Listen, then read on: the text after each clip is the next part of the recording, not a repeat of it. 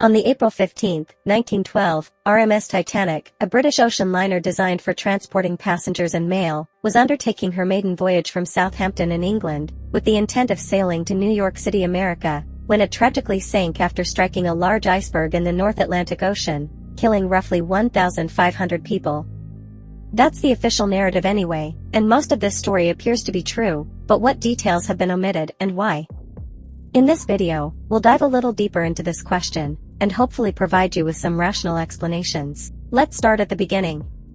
Ordered in September 1908, and built by Harland and Wolff, the RMS Titanic was the largest ship afloat in April 1912, and was the second of 3 Olympic-class ocean liners built for the White Star Line. It was superbly luxurious, and measured 882.5 feet long, and 92.5 feet wide, and underwent sea trials in May 1911, and early 1912, before leaving for her maiden voyage on the April 10, 1912, under the command of Captain Edward John Smith. This captain also went down with his ship. The vessel cost £1.5 million, which, in today's money, would be upwards of £150 million sterling. The Titanic left Southampton with most passengers, and made stops in France and Ireland en route to successfully collect the remainder, and then proceeded to their next scheduled destination, being New York City. It was estimated that approximately 2,224 passengers and crew were on board, and roughly 1,300 of those were passengers. On the April 14, 1912, the Titanic had received messages from other ships about large icebergs that lay ahead in their path, but the weather conditions on this evening would have made them difficult to identify, and there were no binoculars on the ship's crow's nest. With these factors in mind, it wasn't long before the first sighting of a giant iceberg. At 11:40 p.m. ship time on the April 14, 1912, lookout Frederick Fleet spotted an iceberg immediately ahead of the Titanic, and briskly alerted the bridge. First Officer William Murdoch had the displeasure of ordering the ship to be hard turned left, and engines placed into reverse. But there simply wasn't enough time for a vessel of this size and weight to meander round the iceberg at such short notice in torrential weather. The iceberg carved out a gaping hole along the starboard side of the Titanic. The ship was now in critical condition, with only enough lifeboats to accommodate approximately 60% of the lives on board at the rate of sink age. Experts have suggested that reversing the ship's engines could have actually slowed the turn of the vessel, and for those on board, it was a race to the limited number of lifeboats they were able to get into the water, leaving lifeboats on board unused. A series of holes had been created below the waterline, and the hull was dented and buckled, creating an entry for water to gush in, and compromise the ship. The people on board must have been experiencing their worst level of fear, and unfortunately the crew had not been trained adequately to carry out this style of evacuation, preventing lifeboats from being deployed much quicker. As the Titanic continued to fill with water, the third-class passengers were left to fend for themselves, whilst women and children were packed into lifeboats. Only around 20% of men would live to see another day. At around 2:10 on the morning of the April 15, 1912, a little more than 2.5 hours since striking the iceberg, the Titanic's rate of descent had significantly sped up, and the sea poured overwhelmingly into her. The ship had become broken into 2 pieces, and at 2:20 a.m., the Titanic rose to an almost vertical position and began her final voyage to the bottom of the sea. Only 706 people survived the disaster. Thanks to technological advances, the Titanic was located under 13,000 feet of water, 73 years later in 1985, and in even later years, and with cameras being sent on to the wreckage, it would also provide us with bizarre new information.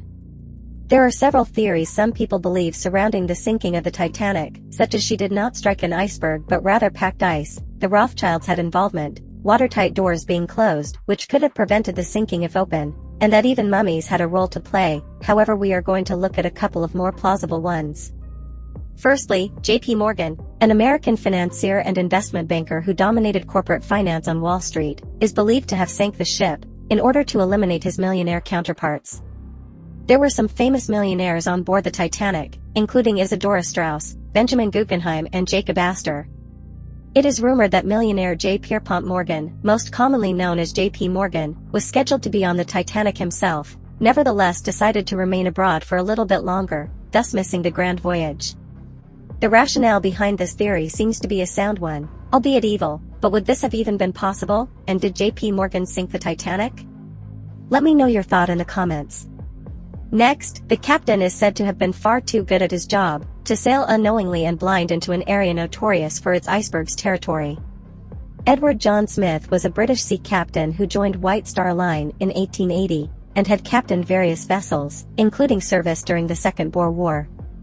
So is the suggestion of deliberate sabotage outside the realms of possibility? Let me know what you think. And now, the Olympic exchange hypothesis. Another conspiracy exists that although a boat truly did sink into the Atlantic Ocean, it wasn't the Titanic, but instead, the Titanic's sister ship the Olympic was in fact the ship that sank that night. This theory was born from numerous events and extreme coincidences that occurred in the build-up to the sinking of the Titanic, evaluating that the ship that sank was actually the Titanic's sister ship Olympic, disguised as Titanic, for an elaborate insurance scam by its owners, the International Mercantile Marine Group, controlled by American financier, who was coincidentally J.P. Morgan, who came into receipt of the White Star Line in 1902. Some describe this switch as painfully ridiculous. Being a very similar vessel in appearance and size, the Olympic was worth less in insurance terms, so could the Olympic have been revamped to fool people into thinking it was the Titanic, whilst the Titanic lived on under its new alias? Cameras searching for the Titanic have also reported that the letter O can be seen on the side of the sunken vessel, which at the last time of checking, was not a vowel contained in the name Titanic. In addition to this, on the September 20, 1911, the Olympic was involved in a major collision during her fifth voyage, creating an enormous hole in the hull. This conspiracy is that the White Star Line had become financially burdened by the necessary repairs required to get the Olympic back on the water, which was not covered by insurance, so in order to avoid potential bankruptcy, insurance fraud by the White Star Line would see them pass off the Olympic as the newly built Titanic, which allegedly had a greater insurance policy in place with Lloyd's of London, via the broker Willis Faber and Company. Granted, it is a far-fetched theory, but not altogether impossible. What do you think? And finally, was there a fire in the coal bunker aboard the Titanic? It is alleged that 10 days prior to the Titanic's departure, a fire began in the coal bunkers, and continued to burn for several days into her voyage, and therefore once struck by the iceberg, compromised and reduced her structural integrity of the hull and bulkhead, leading the Titanic to sink much faster than it should have. Attempts to extinguish regular fires by shoveling burning coals into the engine furnaces may have been the primary reason for the Titanic steaming at full speed prior to the collision, despite obvious ice warnings. So did this contributing factor have a role to play in the buildup of the Titanic heading to the seabed much more rapidly than anticipated, and indeed, if at all? Please subscribe, and thank you for watching.